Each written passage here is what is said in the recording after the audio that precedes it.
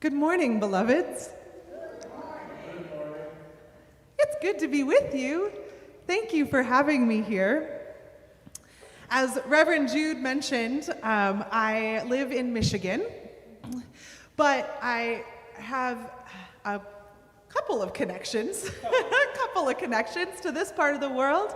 I had the honor of doing my internship under Reverend Jude Geiger at the Huntington congregation, and so was a part of the Metro New York district during that time. And one of the first UU churches that I would have called home was First Unitarian Society of Brooklyn. So it's good to be back in New York City. So my story today is a personal one that I promise fits with the theme, but I will also admit to a little bit of selfishness in telling it. You see, it takes place right after the last time I set foot in New York City before this weekend.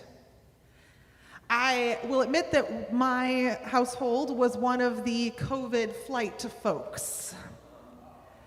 I know, you can moan and groan at me about it, it's okay. See, I did my internship here and I had finished my internship, I'd passed the MFC, I was searching for a congregation, and I had dragged my household along with me for a vacation/job search situation. And we were in Florida when we received word that LaGuardia was closing.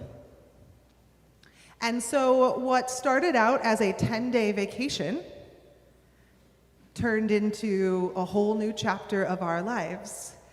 And I had not been back in New York City since then, until this Friday. Because we went, instead of coming back here to New York City, to my parents.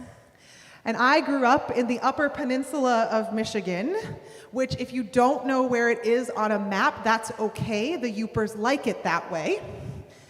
But if you can picture where Lake Superior is and go just a little bit south, that's where you're at. And my parents live on 40 acres, and when we arrived there in March of 2020, it was still winter. Remember the part where I was in Florida before I got there? Yeah, okay. So we had left New York City. New York City spring was in the air in March. And then we went to Florida and packed appropriately. And then we got to the UP and there was still 1.5 feet of snow on the ground. And COVID was happening. And it was a mind meld moment of what are we doing? And so, like many of us in those first few weeks, when we thought it would only be a few weeks, decided on some new habits. And my household and nuclear family of origin, we decided we were going to go outside every day. Because that was a privilege and a luxury that we had, that we knew many of our beloveds across the world dealing with COVID didn't. And so we went out in the snow in March. And my mother will tell you that March is the best snow time because during the day it heats up and the snow melts a little bit. And then at night, it goes back below freezing. And this magical thing happens to the snow where it gets a couple of inches of crust. And you can walk through the woods with no trail and don't sink. You walk on it like a frozen lake. So that was our mission, to go out and appreciate the snow crust every morning. And so this one morning we set out and we started on a trail that we knew and we were making our way. And then probably my mother, who loves to wander, said, "Let's go this way instead."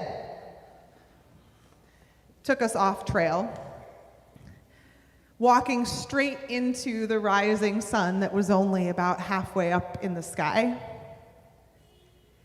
And about 5 or 6 steps off trail, the crust failed, and she slipped through.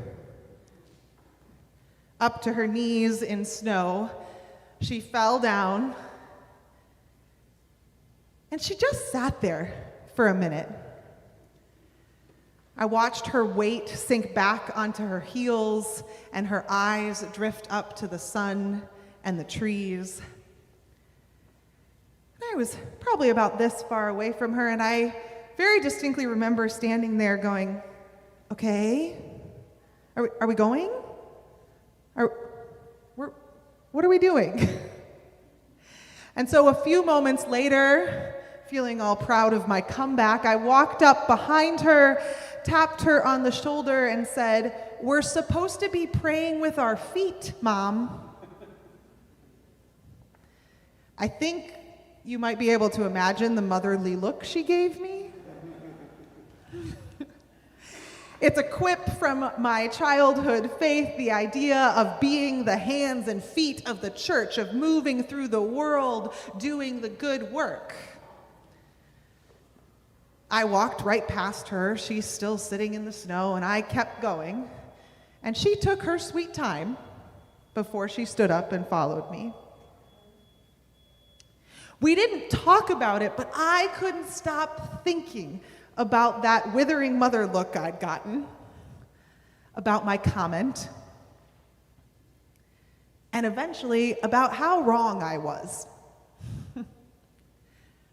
We had come into a time, into a season of pause, and the woods and the world had invited us to slow down. And here I was, determined to move. I don't think my mother meant to teach me a lesson.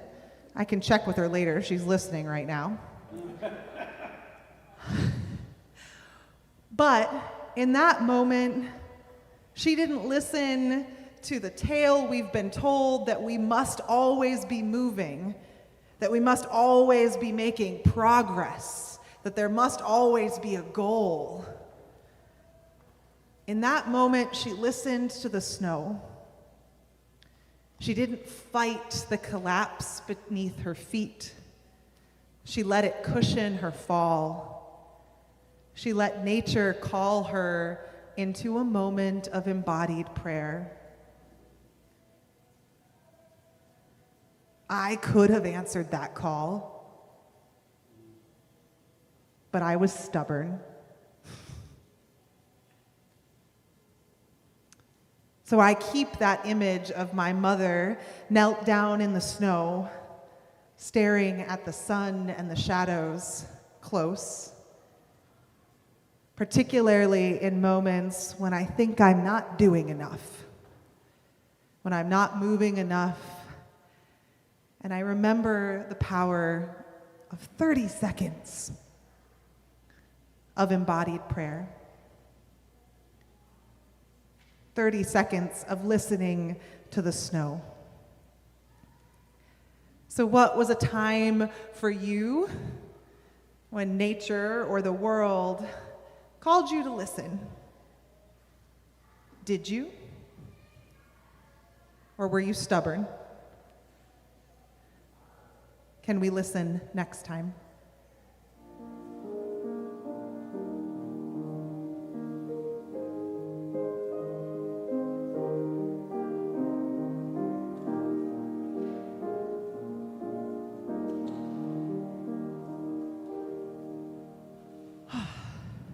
All right, I'm about to break a sermon rule in front of my internship supervisor. There's sort of this Fight Club rule among ministers that you don't talk about your sermon process in sermons because it's meta and redundant. But here we go. I hopped on Zoom with Reverend Jude to discuss the service today a while ago. And I asked what had been covered in your month of silence, how many words and how much talking had been done about silence. Because coming in as the guest preacher at the end of the month, you know you're kind of at the end of the list of possible topics.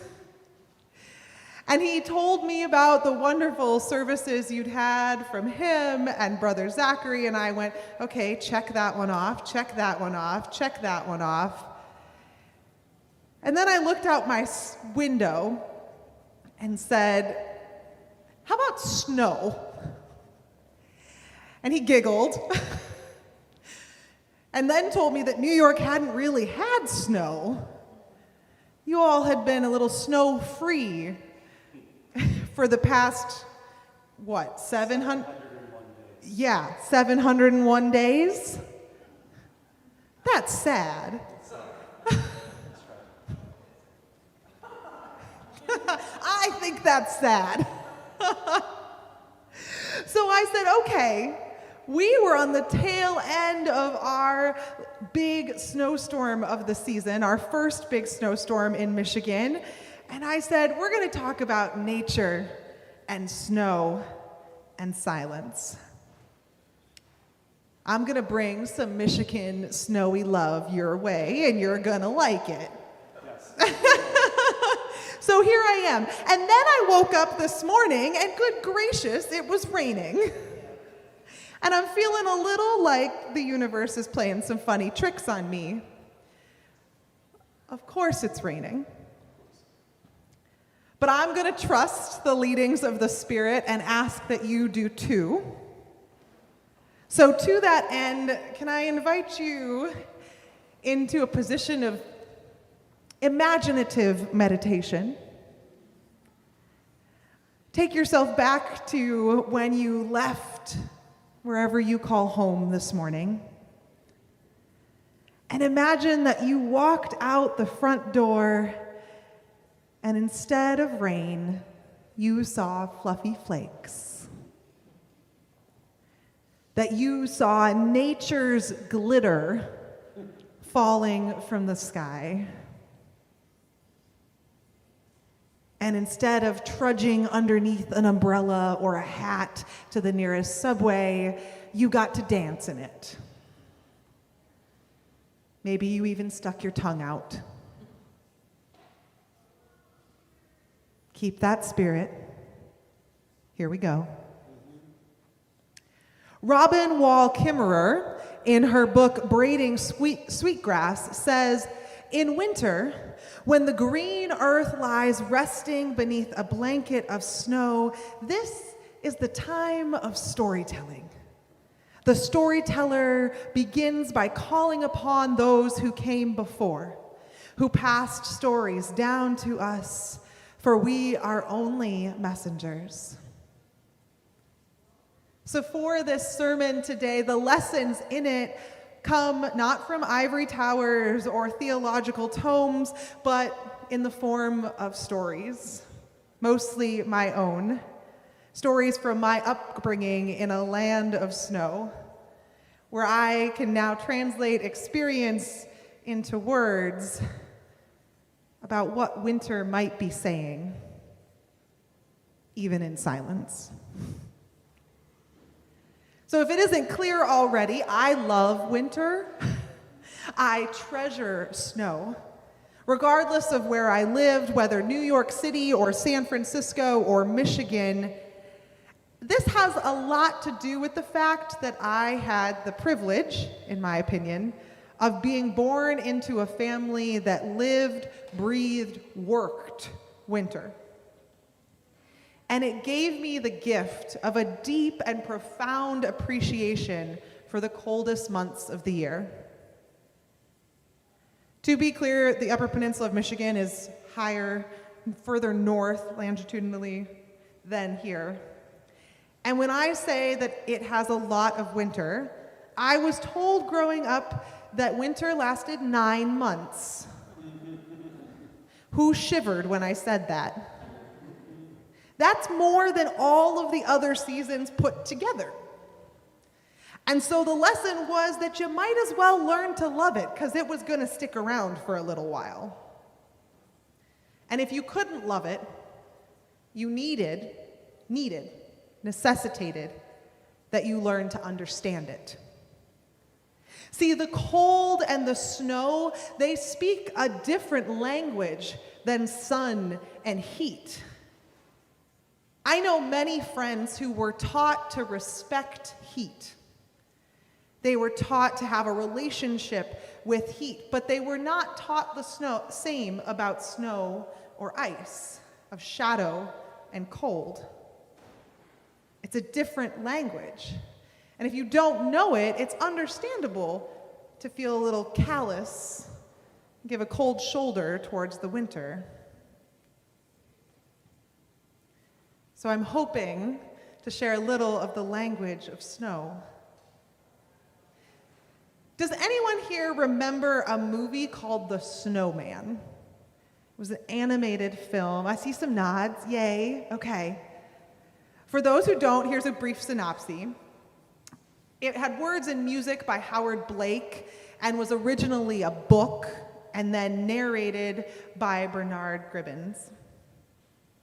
It's the story of a child who awoke to accumulating snow outside. The child quickly runs out, gets ready to go, and starts reveling in the arrival of white, fluffy flakes. First making giant monster footprints, climbing a tree and shaking the snow off, and finally building a snowman. Later, after the child has gone back inside, they look out to discover that the snowman has moved, that the snowman is waiting for them.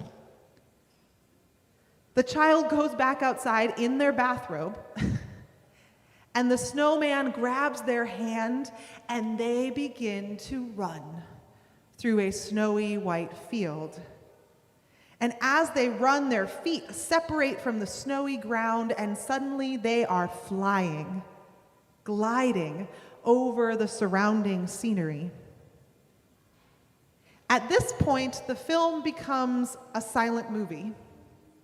There's music, but no commentary, no conversation between the child and the snowman. There's merely the scenery and their observation of it. And because you know intellectually that there's no soundtrack to real life, you're led to imagine that the snowman and child are flying in blissful silence over and through this snowy scene. As far as I can recall, it is the only movie I ever requested as a child that didn't involve dialogue and flashy transitions. And that's not surprising to me that that also involved a deep and artistic appreciation for snow. As a child, it felt accurate in a way that I couldn't put words to. And as an adult, it feels like a striking commentary on the reverent and reciprocal nature of the relationship between snow and silence and wonder. If we are willing to pause, to quiet our internal and external dialogue long enough to listen to the unique sound of snow. Catherine May wrote a book called Wintering that was all the rage in Michigan last year. I don't know if that made it here to New York City.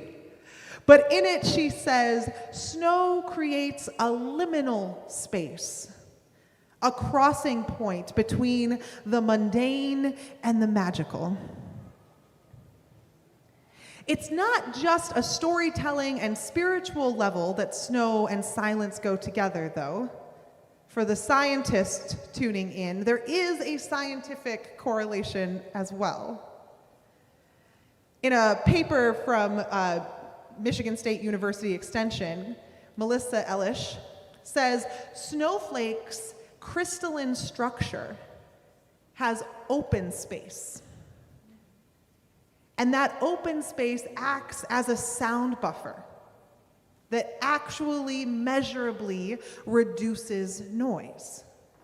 Sound travels faster in warmer conditions, so the combination of cold and the crystalline structure, that's the change you can hear.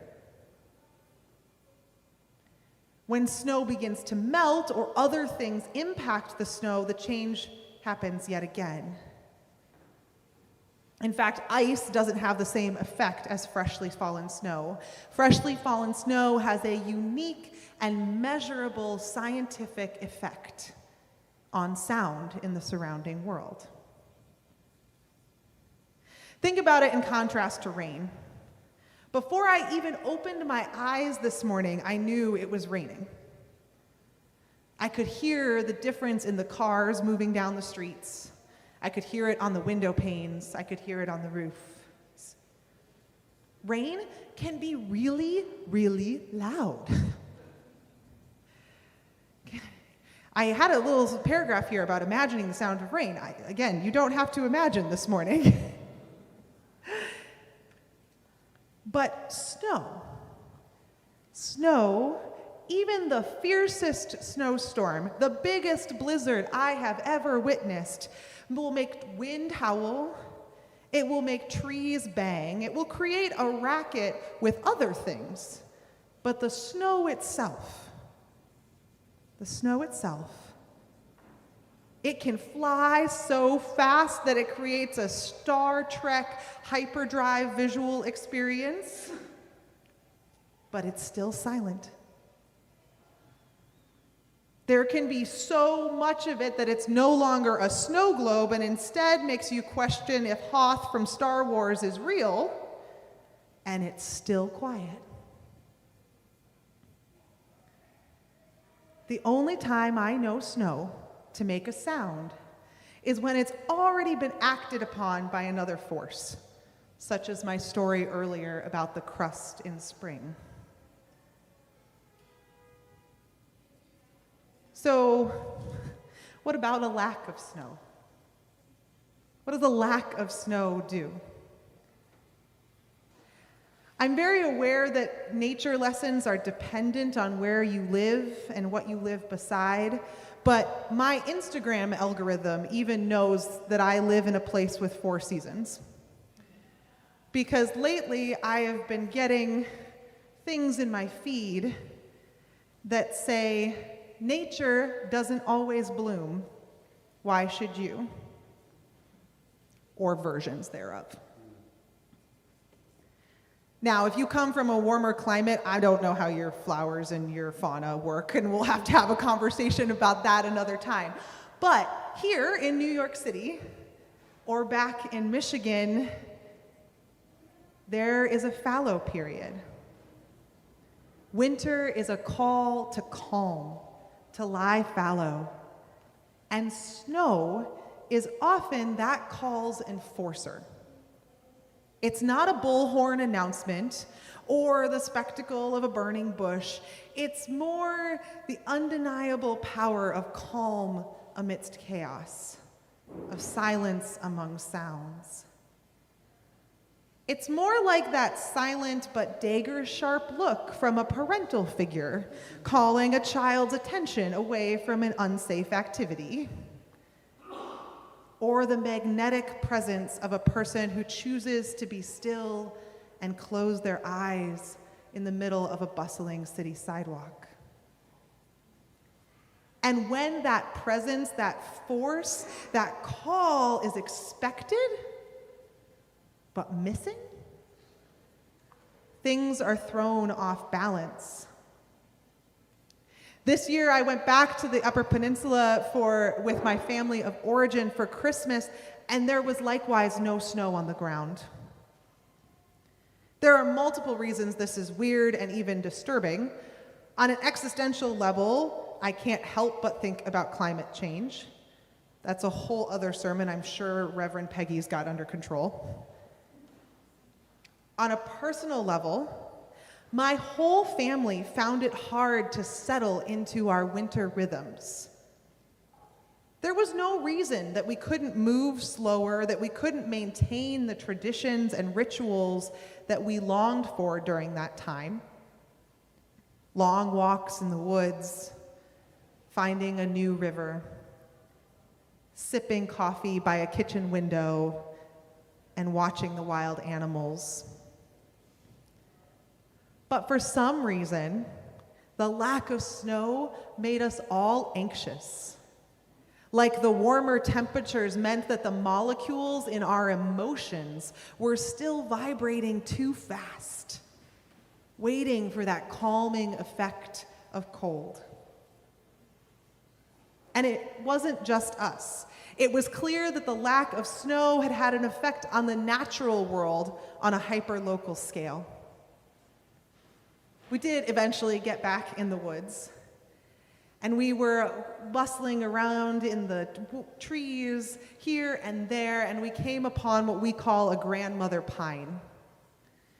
Grandmother pines are these big, enormous, untouched pines with lots of baby trees all around them.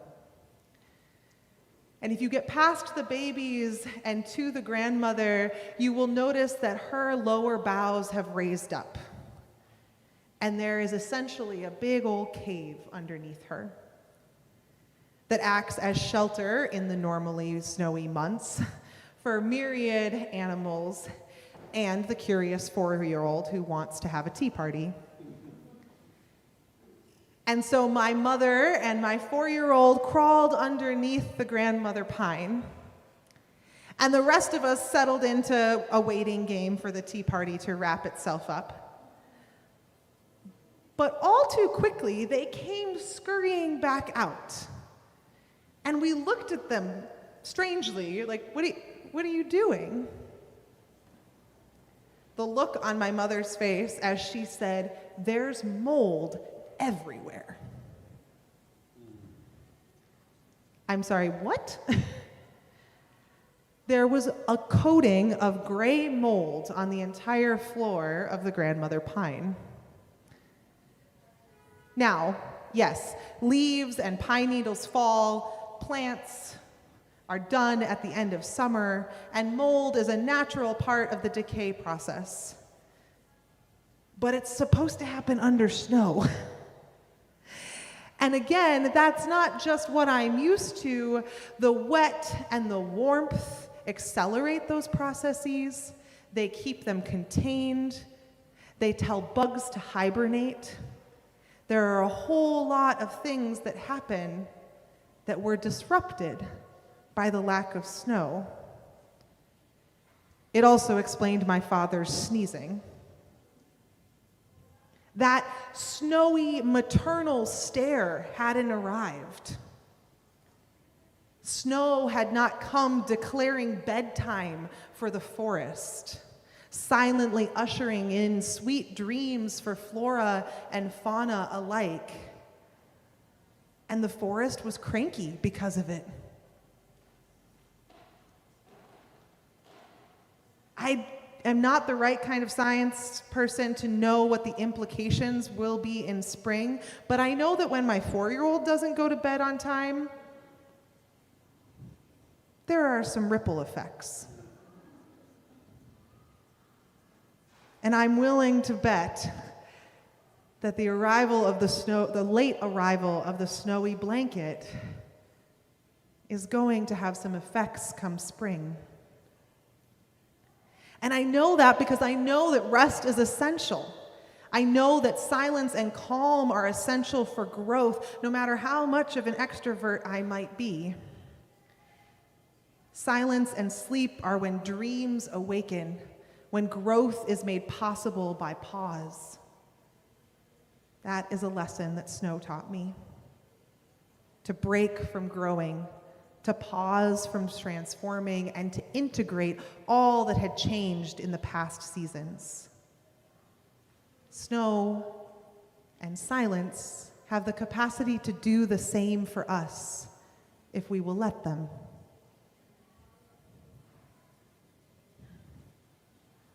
How can we invite that rhythm into our own lives, to consciously reorient our attention to nature's winter rhythm? Okay, enough about snow in the middle of the woods. What about snow in the city? My references to sci-fi and fantasy aren't just because I'm a nerd or I like the giggles that happen when I make them. It's because snow is magical. It has superpowers even greater than the supernatural rhythms of places like New York City. It can bring giant cities to a screeching halt with as little as an inch of its dusting. The first time I remember this, I can't tell this story without giggling because I still find it absurd. I was in Washington, D.C. at 8 years old. I was homeschooled and had flown by myself to visit a cousin who promised to be an award-winning tourist for all the learning D.C. had to offer. And we were in the first Smithsonian of our trip. I don't know which one. When all of a sudden, over all the loudspeakers, an announcement went out that the museums were closing because it was snowing. Now, I got excited. I thought, oh, cool, snow. And so we exited the museum, and there's a flake there, and there's a flake there, and there's one more flake over there. Normally, the gray sidewalk was now like kind of dark slate color as the snow melted when it hit it. Maybe there was a 1/4 inch of accumulation, and as we walked in the direction of the train, the largest snowplows I had ever seen in my entire life came around the corner. I grew up where we get like 4 feet of snow, and I had never seen snowplows that big. I do not remember a single lesson that we learned reading museum plaques. But I remember my cousin explaining to me that DC wasn't really used to snow. And she said, quote, "Snow could shut DC down." Snow. Gentle, soft, unassuming, silent snow could shut DC down. Now, there are many times in my adult life, as I've become more progressive and participatory in activist circles, that I have a very strong desire to shut DC down.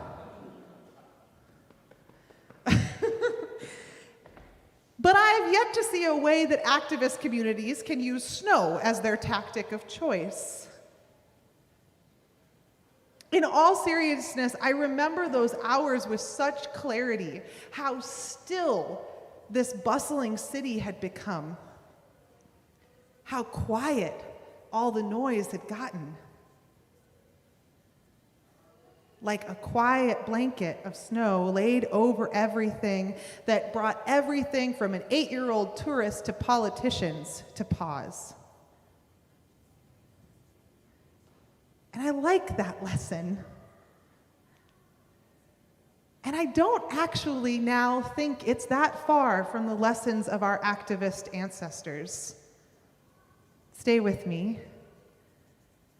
One of the often discussed characteristics and perhaps overly wrought metaphors around snow is the idea of individuality and collective impact.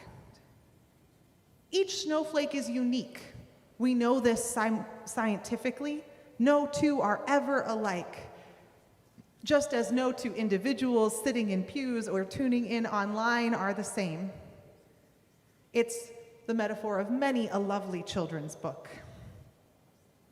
We also know that individual snowflakes weigh just about nothing. And yet, snow brings down power lines. It crushes roofs, and it crumples long-standing yet unstable structures, bringing cities to a standstill. Individuality and collective impact. So when I think of a human example of behaving like a snowstorm, collective nonviolent action leaps to the front of my mind.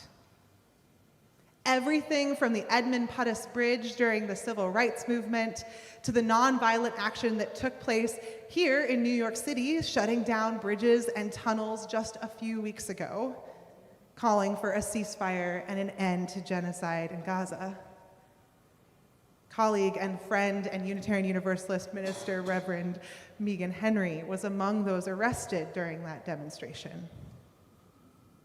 I also think of my own time participating alongside water protectors at Standing Rock in a snowstorm.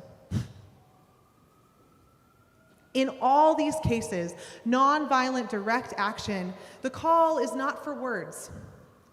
The call is not for noise. The call is not to show off. The call is instead to add our individuality, our single human body, to a collective whole that can't be ignored even in silence. To be a human snowfall that brings a city to a standstill. These moments of solidarity are as beautiful to me as the most magnificent snow day. And I wonder what would happen if we brought the same wonder and curiosity that we might to nature, to our collective becoming. So the silence of snow allows us to rest and reset, but it also allows us to bring ourselves into alignment for what we can envision next. We calm our bodies and quiet our minds so that we bring our deepest values to the forefront, so that our collective actions might speak volumes without a single word. So regardless of the weather outside today or tomorrow or the rest of the winter, I want you to welcome the sound of snow into your heart, so that the lessons of silence might make themselves known in your life. Happy Snow Day, beloveds. May it be so.